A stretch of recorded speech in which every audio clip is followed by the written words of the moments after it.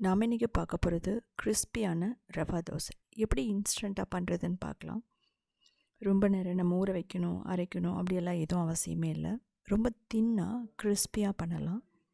So பாருங்கள், இந்த அளவுக்கு கிறிஸ்பியாக இருக்குன்னு சொல்லிட்டு இதுக்கு ரவை எடுத்துக்கலாம். 1 கப் ரவை, 1 கப் அரிசி மாவு, 1/4 கப் மைதா இல்லைனா கோதுமை மாவு எடுத்துக்கலாம். தயிர் 1 டேபிள் ஸ்பூன், உப்பு தேவையான அளவு போட்டுட்டு நல்லா மிக்ஸ் பண்ணிக்கணும். இதுக்கப்புறம் நம்ம தண்ணி ஊற்றிட்டு கொஞ்சம் கொஞ்சமாக தண்ணி ஊற்றிட்டு நம்ம மிக்ஸ் பண்ணிக்கலாம். இதனோட பேட்டர் எப்படி இருக்கணும்னு பார்த்தீங்க அப்படின்னா, இந்த மாவு தண்ணி மாதிரி இருக்கணும். ஸோ மொத்தமாக 3லேருந்து 4 கப் வந்து தேவைப்படும். ஸோ இது மாதிரி நம்ம முதல்ல கட்டி இல்லாமல் கலந்ததுக்கப்புறமா அதுக்கப்புறமா என்ன பண்ணலாம் அப்படின்னா, 1 கப் எக்ஸ்ட்ரா தண்ணி ஊற்றி நம்ம மிக்ஸ் பண்ணிக்கலாம். இது வந்து பார்த்திங்கன்னா ஃபெர்மெண்டேஷன் அப்படின்னலாம் ஒன்றும் தேவை கிடையாது. ஒரு 30 மினிட்ஸ் அப்படியே ரெடி பண்ணி அப்படியே வச்சிடலாம் நம்ம. இல்லை இன்ஸ்டண்ட்டாக கூட நம்ம ஊற்றிக்கலாம். ஸோ பாருங்கள், இன்னுமே வந்து பார்த்திங்க அப்படின்னா தண்ணியாக வந்து தேவைப்படும். நம்ம நீர் தோசைக்கு எப்படி பண்ணுமோ அந்தளவுக்கு தண்ணி தேவை. 30 நிமிஷம் விட்டுருங்க. இது ஆப்ஷனல் தான். ஸோ இது கொஞ்சம் ரவெல்லாம் ஊறிடும். ஸோ இந்த டைமில் நீங்கள் மிக்ஸ் பண்ணி பாருங்கள். எக்ஸ்ட்ரா தேவைப்பட்டால் நீங்கள் என்ன பண்ணலாம் அப்படின்னா தண்ணி எக்ஸ்ட்ரா ஊற்றிட்டு மிக்ஸ் பண்ணிக்கலாம், கெட்டியாகிற மாதிரி இருந்ததுன்னா. ஸோ அது வேரியேஷன் வேணும் அப்படின்னு நீங்கள் நினச்சா நீங்கள் இதில் கம்பு போடலாம், ராகி போடலாம், சோளம் கூட நம்ம சோள மாவு கூட போட்டு பண்ணலாம். ஸோ இந்த மாவில் பார்த்தீங்கன்னா எந்த அளவுக்கு உங்களுக்கு தண்ணி இருக்கோ அந்தளவுக்கு வந்து கிறிஸ்பியாக வரும். இல்லை அப்படின்னா பார்த்தீங்கன்னா ஒரு திக்கான தோசை மாதிரி வந்துடும். இப்போ நான் பெருங்காயம் போடுறேன். இது வந்து நல்ல ஒரு ஃப்ளேவரை கொடுக்கும். இதுக்கப்புறம் வந்து வெங்காயம், பச்சை மிளகாய், கறிவேப்பிலை, கொத்தமல்லி, இஞ்சி இதெல்லாமே போட்டுக்கலாம்.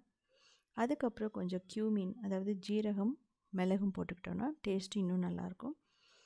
தேவைப்பட்டால் நீங்கள் கேரட்டை கூட துருவி போட்டுக்கலாம். அந்த ஒரு ஃப்ளேவர் பார்த்திங்கன்னா கேரட்டும் ரொம்ப நல்லாயிருக்கும். கேரட் வேணுன்னா நீங்கள் போட்டுக்கலாம், பீட்ரூட் போட்டுக்கலாம், ரொம்ப சூப்பராக இருக்கும். ஸோ பாருங்கள், இந்த மாதிரி எக்ஸ்ட்ரா இன்னும் கொஞ்சம் தண்ணி வேணும் அப்படின்னா ஊற்றி நீங்கள் மிக்ஸ் பண்ணிக்கலாம். இந்த மாதிரி கன்சிஸ்டன்சி வந்து பார்த்திங்கன்னா பர்ஃபெக்டாக இருக்கும். முதல்ல தண்ணியை ஸ்ப்ரிங்கிள் பண்ணிவிட்டு அதுக்கப்புறம் நம்ம ஊற்றணும்.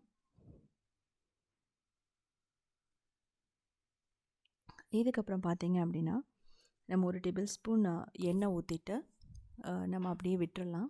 மூடி வைக்கணும் நல்லா அவசியம் இல்லை. இது அப்படியே கோல்டன் ப்ரௌன், அதுக்கப்புறம் கிறிஸ்ப் ஆகும். ஒரு 3 நிமிஷம் ஆகும். 3லேருந்து 4 நிமிஷத்தில் நல்லா ப்ரௌன் ஆகிடும். இதை பார்த்திங்கன்னா திருப்பி போடணும்னு அவசியம் இல்லை. நம்ம அப்படியே வந்து சுருட்டி எடுத்துடலாம். ரொம்ப பர்ஃபெக்டான கிறிஸ்பியான ரவா தோசை நமக்கு ரெடி ஆகிடுச்சு. நீங்கள் இதே காம்பினேஷனில் பண்ணி பாருங்கள்.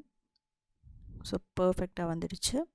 ஸோ இதே மாதிரி நான் இன்னொன்றும் எப்படி ஊற்றுறதுன்னு சொல்கிறேன். நீங்கள் இடையில திக்காடிச்சுனா கூட நீங்கள் கவலைப்பட வேணாம். நீங்கள் என்ன பண்ணிக்கலாம்னா எக்ஸ்ட்ரா தண்ணி ஊற்றி மிக்ஸ் பண்ணிவிட்டு இது மாதிரி ஊற்றிடலாம். ஸோ நீங்கள் வந்து இந்தளவுக்கு ரவுண்டாக வேணும் அப்படிங்கிறதெல்லாம் இல்லை ரவா தோசையில். நீங்கள் அயன் தோசை தவா இருந்துச்சுன்னா நீங்கள் என்ன பண்ணலாம் அப்படின்னா அப்படியே மாவை ஸ்ப்ரிங்கிள் பண்ணாவே வந்து ரொம்ப பர்ஃபெக்டாக வந்துடும். ஸோ மெயினானது நம்ம லோ மீடியம் ஃப்ளேமில் வச்சுட்டு நம்ம நல்லா கிறிஸ்பாக விடணும், அவ்வளோதான். ஸோ பாருங்கள் எந்த அளவுக்கு தின்னாக இருக்குன்னு சொல்லிவிட்டு. இதுக்கு வந்து தேங்காய் சட்னி, அதுக்கப்புறம் மிளகாய் சட்னி, க்ரீன் சட்னி எல்லாமே பர்ஃபெக்டாக மேட்ச் ஆகும்.